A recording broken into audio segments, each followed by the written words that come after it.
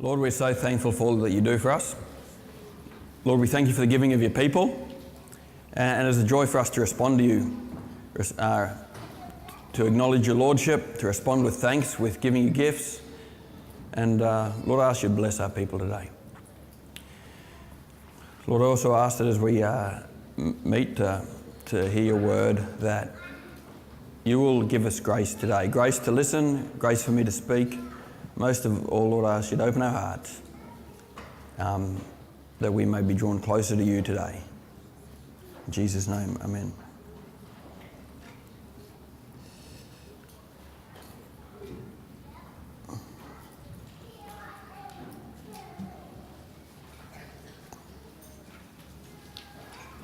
Okay.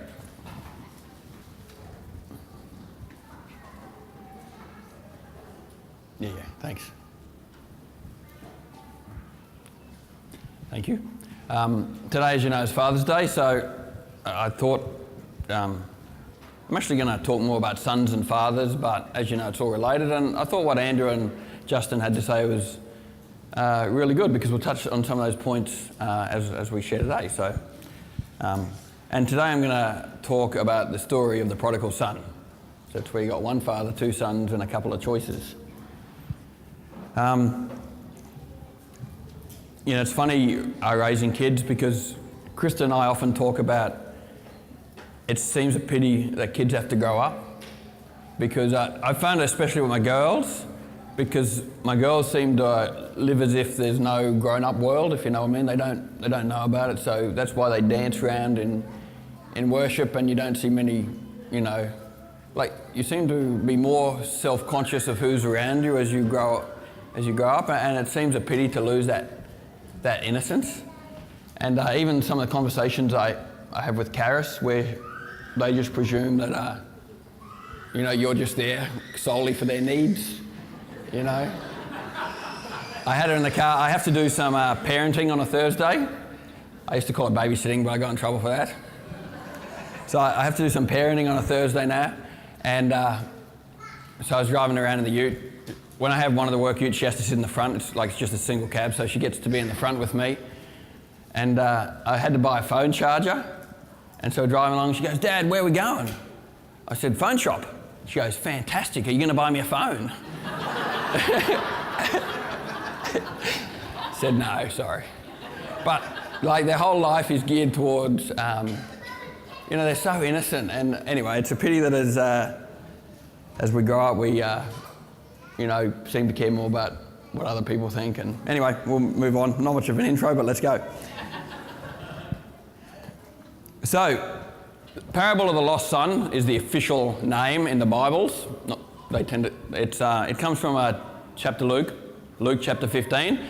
And there's actually 3 parables in that chapter all about lost things. And I guess you know this if you've read Luke 15. It starts with the lost sheep, and then it moves on to the lost coin, and to the lost son. And Jesus, these are parables, so they're stories that Jesus is telling to make a point, right? And the obvious point when we read all of these things is there's a link between God and sinners. You know, right through that chapter, heaps of verses, it talks about being lost and then found. You know, rejoice and celebrate, lost things being found. Obvious link to that. God has got to look out for sinners, and then he's very, very happy when he finds them or they return. And the first two are very similar, the lost sheep and the lost coin. And the second one, the lost coin, there seems to be a bit more searching. It mentions in there about she has to light a lamp, so she's probably searching into the night. Very happy when she finds it. But the third one, the parable of the lost son, is it's a more elaborate treatment of that theme of the link, the seeking of sinners. And there's so many different themes in this. Like most of the time, the emphasis on that parable is put on that son, the prodigal son who wanders away, which is why often we call it the prodigal son, but really the parable is about the dad. Just like in the previous two, the parable is more about the finding and the response of the father than it is about the son who walked away. And so it's a story about a father's response to his two sons. So as you know, I like to put up Renaissance artwork in my preaching. So here's half a painting, because it was painted quite landscapey, from Paulo Veronese, or anyway, he's from Veron.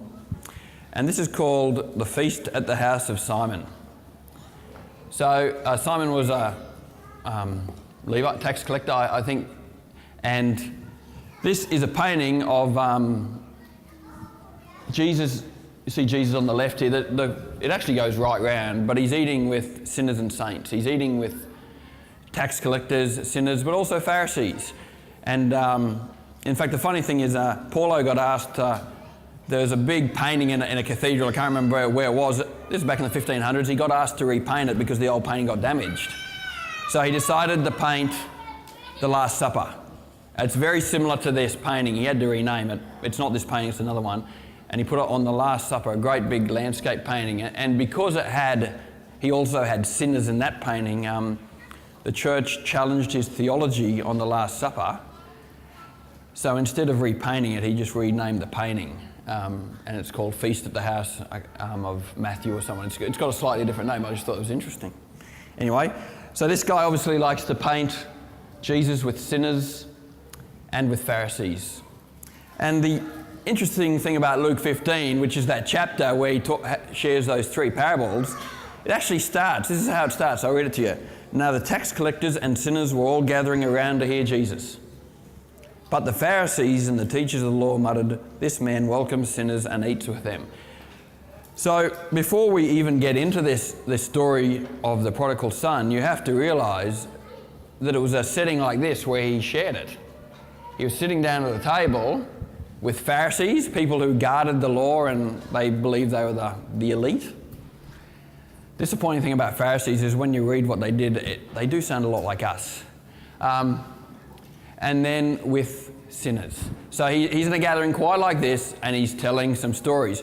So as he shares these stories, it's not only is sharing a story of the lost sheep an invitation or a challenge to a sinner, saying, "Are you lost, mate?"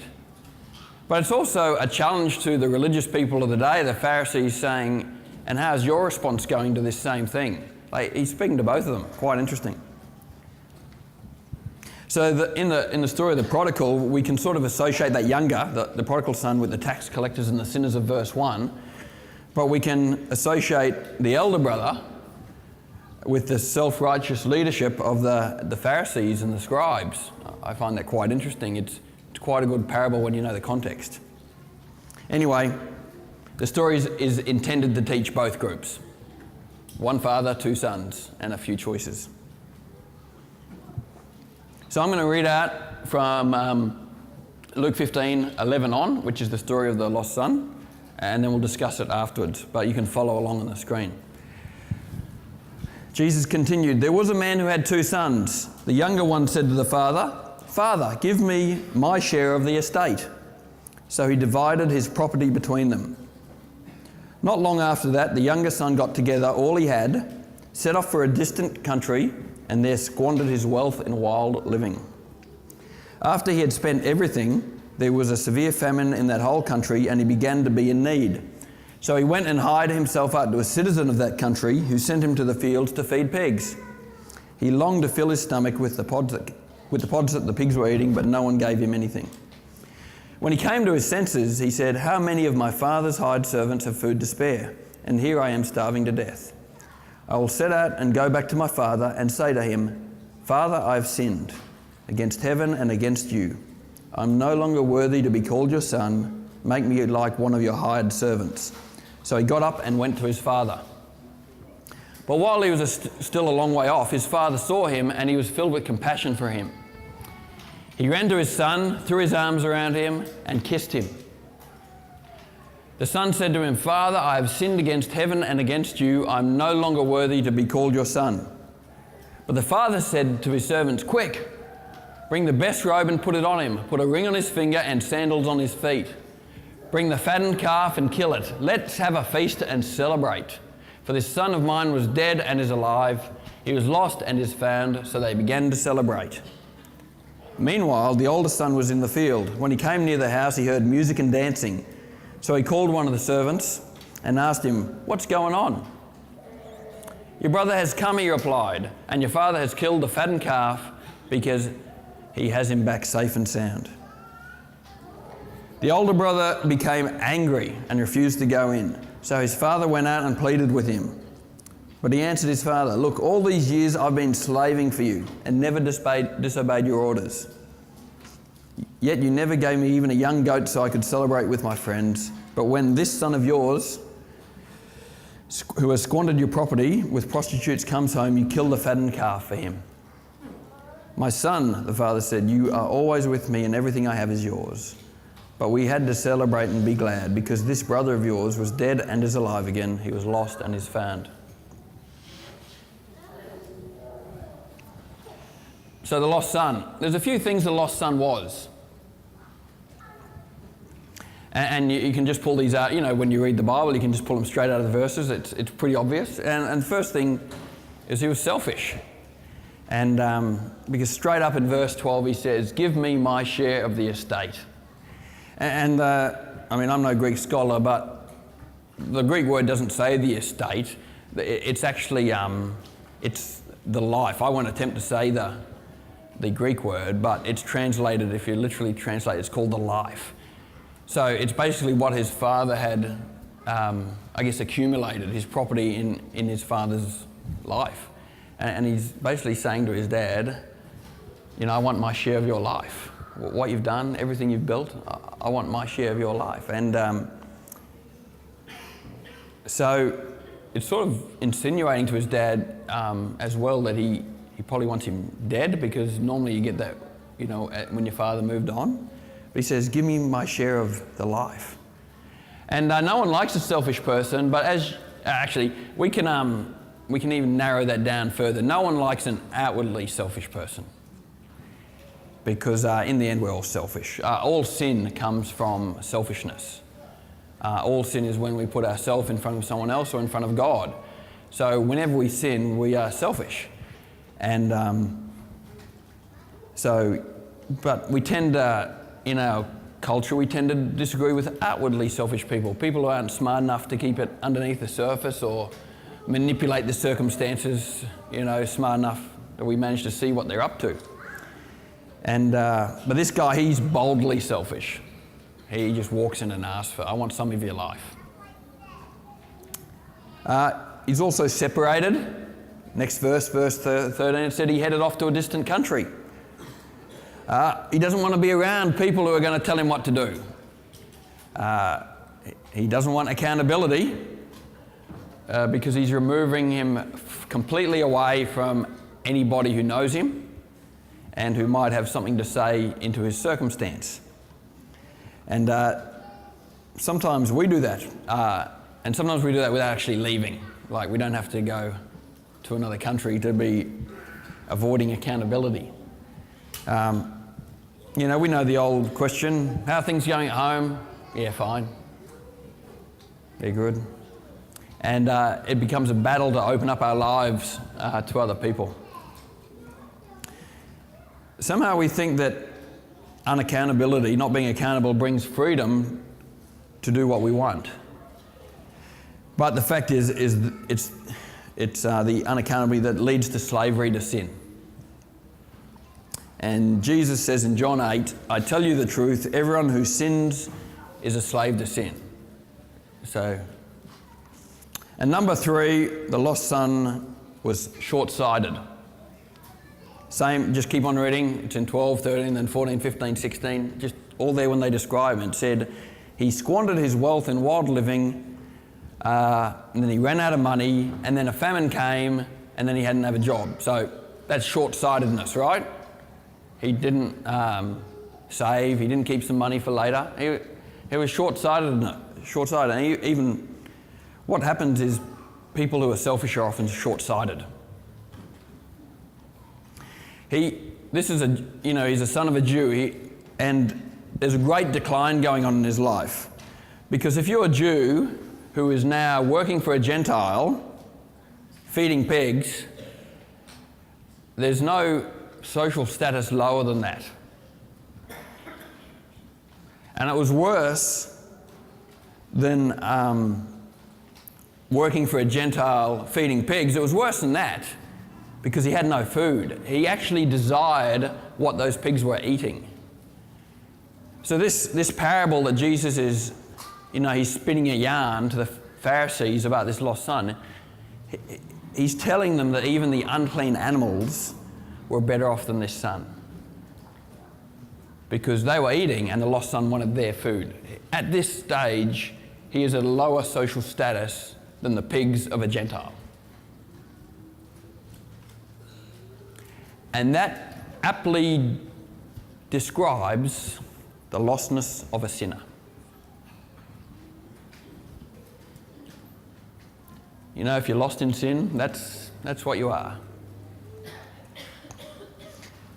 The good thing is he discovered his desperate situation because of his sin. It's not great to sin, but it was that sin that led him to that desperate situation where, as we know, he came to his senses. What about the older son?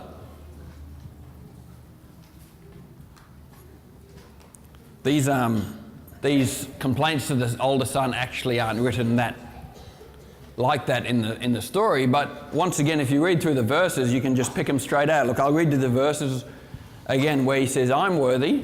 Like, he says to his dad, you are ungrateful and this is unfair. Have a listen to this. All these years I've been slaving for you and never disobeyed your orders. I'm worthy. Yet you never gave me even a young goat so I could celebrate with my friends. You are ungrateful.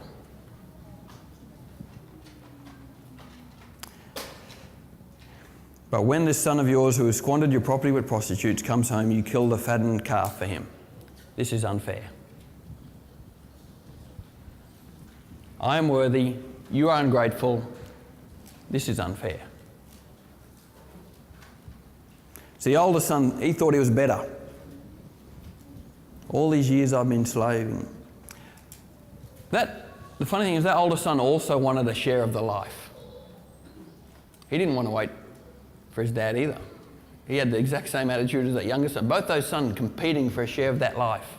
I want a share of your life, Dad, of the estate, the property. And so rather than the younger son had outward selfishness, the older son had false humility. And as you can see, it just exposed a whole lot of bitterness. So number 2, he was bitter. Verses 28 to 30 says he was angry and refused to come in. He even made some claims against how his brother spent his money. It didn't say that anywhere in the story how he spent his money, but the brother obviously had a pretty good idea what he did with it. Whether it was true or not, who knows?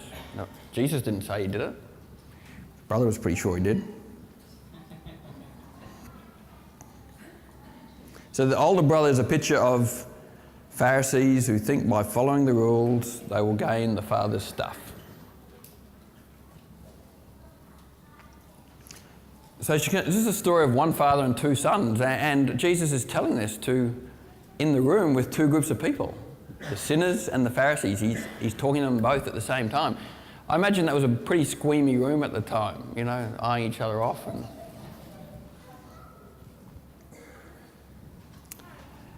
this parable also, it's funny about this parable because it's like the roles turn.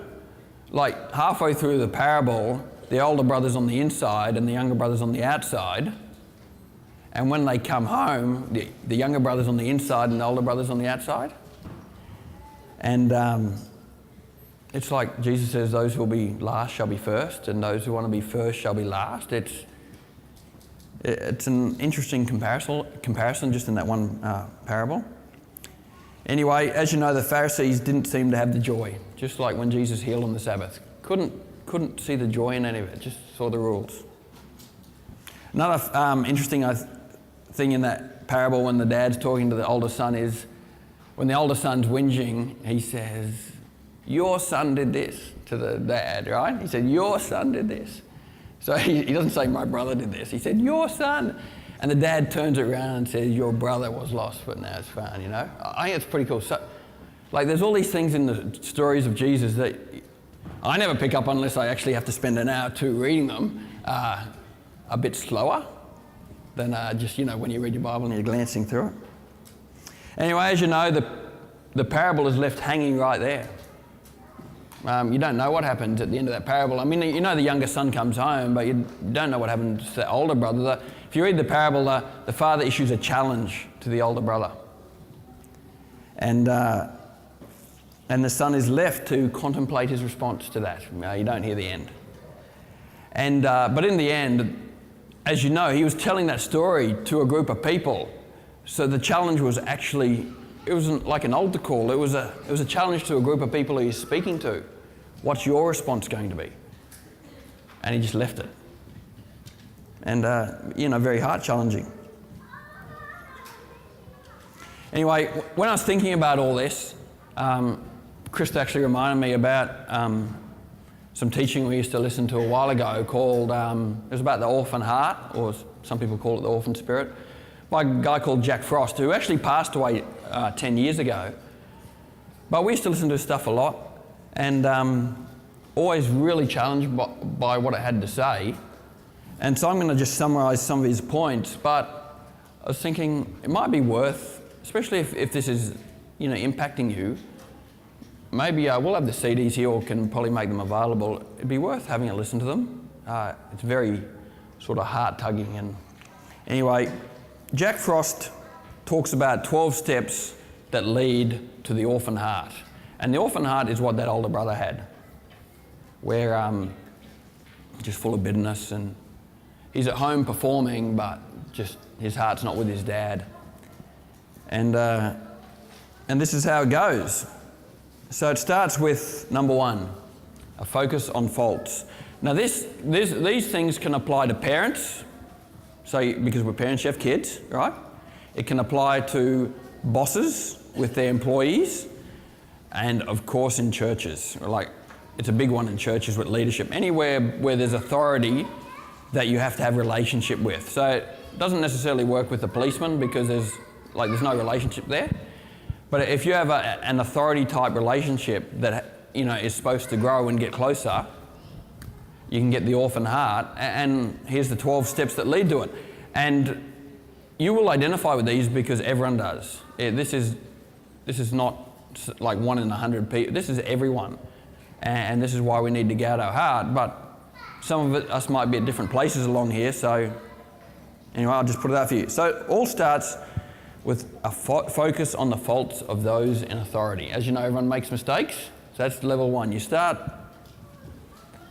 Everyone does make mistakes, but this starts when you start to focus on them. Focusing on the faults of those in authority.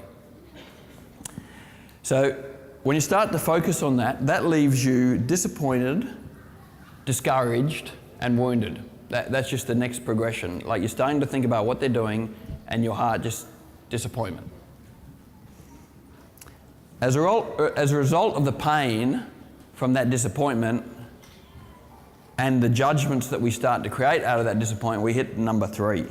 We lose the basic trust in authority. Now, basic trust, like, we can define that a little bit. It doesn't mean the ability to believe or trust one another. What basic trust is the ability to hold your heart open to someone, even if you believe their motives aren't, or especially if you believe another's motives or intentions aren't pure. So basic trust is having an open heart. Basic trust is when you are able to move beyond the weaknesses of others. And basic trust is foundational for building healthy relationships. If you don't have basic trust, you may battle with pride, fears, independence, and control.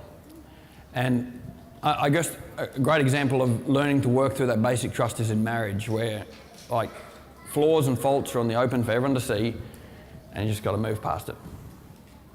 No one's perfect. So, when you lose the basic trust in someone where every decision of theirs starts getting questioned, then fear of submission to receiving love comes in, to receiving comfort and admonition. So it's fear of submission is the next step.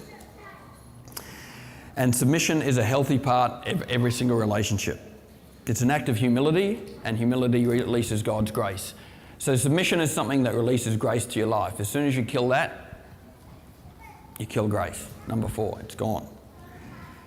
And the definition of submission is like, you can just work out the words submission, being under the mission of someone else. But they often link it to being under someone and then lifting the person above you up, Fear of submission results in number 5, a closed spirit in time of need. There's a definition that Jack Frost gives later on, but these are often worked out in time. Often when things are going great, these symptoms aren't so bad.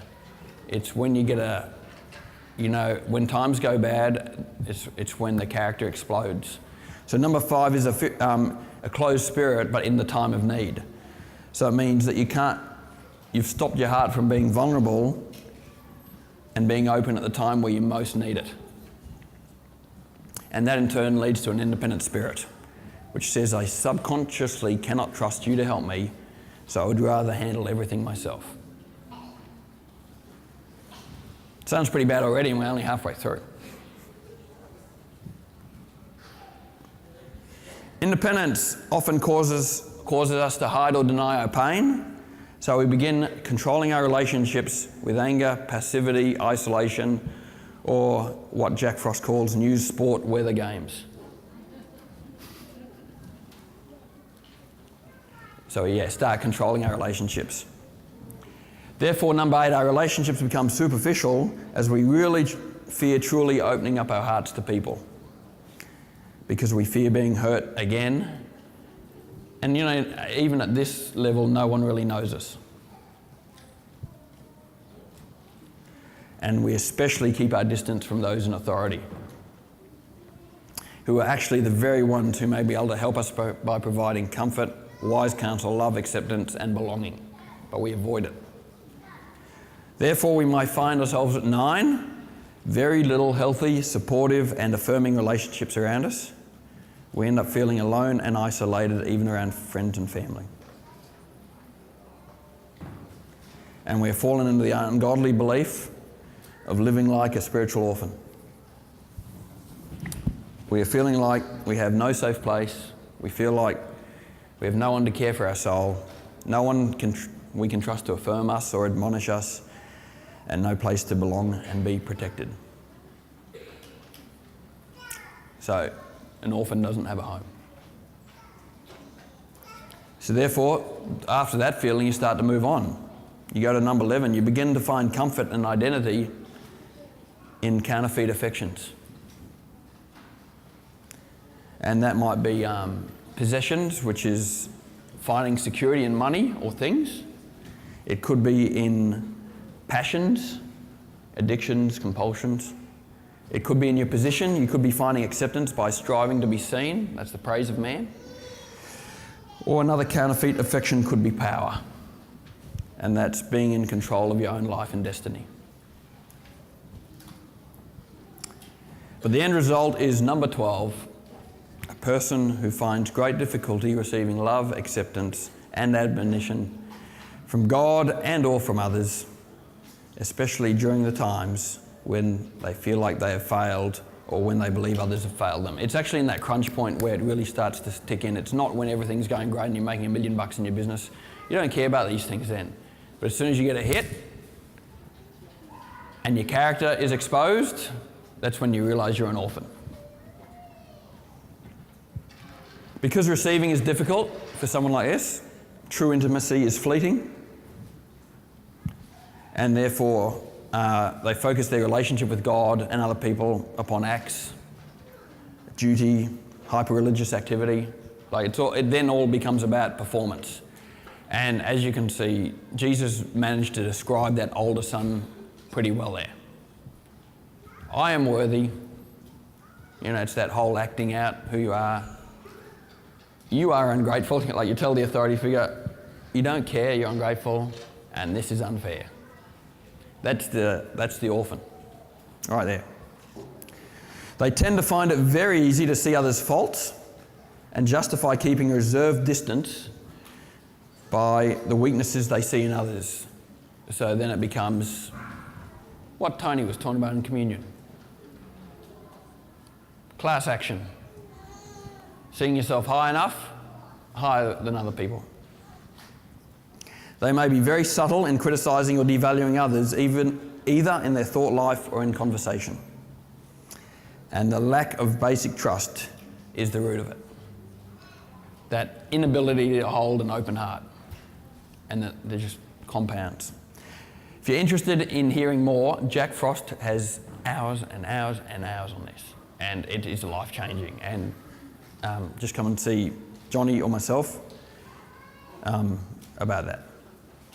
And all that came out of a CD set called Spirit of Sonship. But he's got another CD set where I've never listened to, but I think about the title all the time. And the title of the CD series is, Would You Rather Be Right or Have Relationship? And I think about that a lot. Sometimes for some people, I'd rather be right. Anyway. This is the result that we get from son 1 and son 2 and the dad. So son 1, he comes back. Son 2 is very... I actually preached a sermon a long time ago about unforgiveness and the pit of hell. And you know that the story, it was another parable of the unmerciful servant. And yeah, sure, there's an eternal punishment, but sometimes that pit of hell is actually in you. And I think that's a good picture, son number 2 there. Just that ever-revolving downward spiral.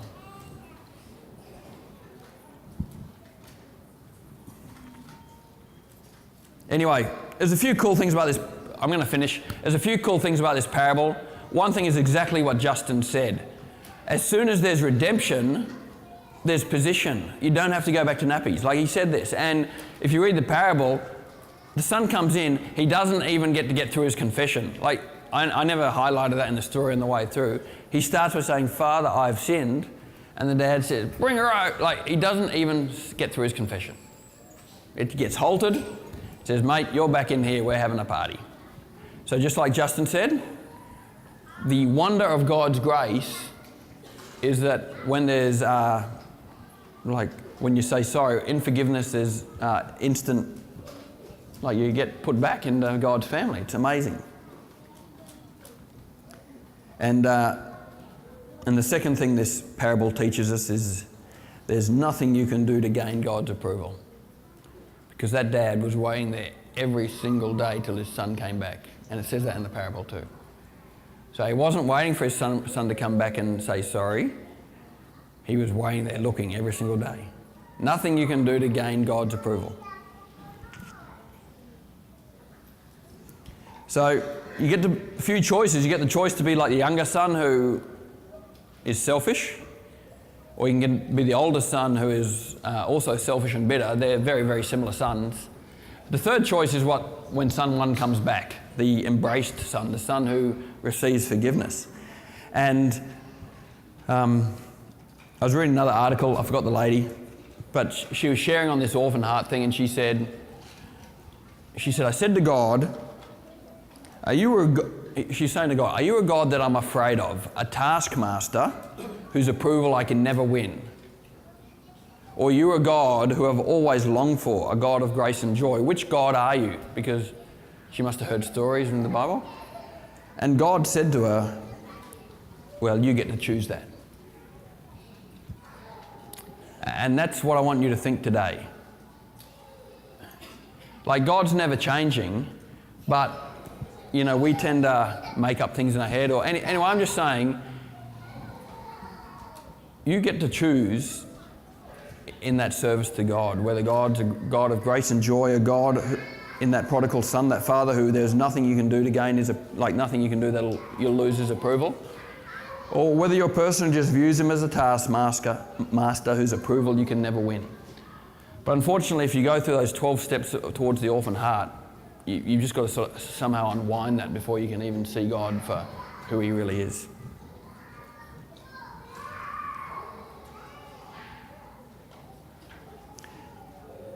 And this is the quote from Jack Frost. It actually starts a little earlier. Often within the church, it is difficult to tell whether a person walks in the heart, attitude, or of an orphan or son. This obviously includes daughters, like men and women. Outwardly, a person may have a pattern of service, sacrifice, discipline, and apparent loyalty, but you do not know what is inside a person until he or she gets bumped. That's when your world falling apart, for bumped. Then the attitude of the heart overflows at a time when they feel they are not getting the recognition or favour they deserve. And you just have to see that parable's older son, or the prodigal son. That guy got bumped when that son come home. His identity was being bumped. And that's when the attitude came out. Anyway, things to think about.